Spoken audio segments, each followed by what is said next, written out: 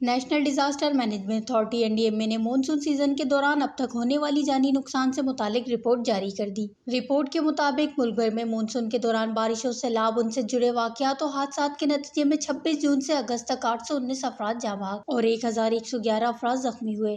NDMA کے مطابق monsoon کے دوران بلوچستان میں 24، پنجاب میں 182 اور خیبر پختونخوا میں 469 اموات ہوئیں، جبکہ سندھ میں 57، گلگت بلتستان میں 41 اور آزاد کشمیر میں 28 افراد جاں بحق ہوئے۔ رپورٹ کے مطابق مانسون سیزن کے دوران تاحال اسلام آباد میں 8 افراد جاں بحق ہو چکے ہیں۔ رپورٹ میں مزید بتایا گیا ہے کہ گزشتہ 24 گھنٹوں میں 14 افراد جاں بحق اور 4 زخمی ہوئے۔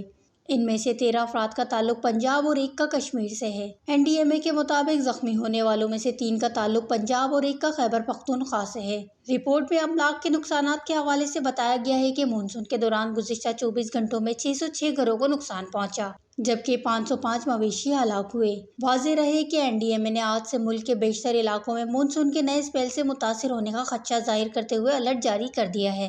NDMA کے مطابق بلوچستان کے ساحلی و مشرقی اضلاع بشمول گوادر، کیچ، پنجگور، خضدار، لزبیلا، کلات میں 29 اگست تا 1 ستمبر تک بارشیں متوقع ہیں، جن کے پیش نظر نشیبی علاقوں میں سیلاب کا خدشہ ہے، جبکہ سندھ کے ساحلی اضلاع کراچی، ٹھٹہ، سجاول، بدین، تھرپارکر میں 30 اگست تا 2 ستمبر کے دوران شدید بارشیں متوقع ہیں۔ NDMA کا کہنا ہے کہ ملک بھر میں ممکنہ مزید بارشوں کے نتیجے میں دریائے راوی، ستلج اور چناب کے متعلقہ علاقوں میں سیلابی صورتحال میں مزید شدت متوقع ہے۔ وش نیوز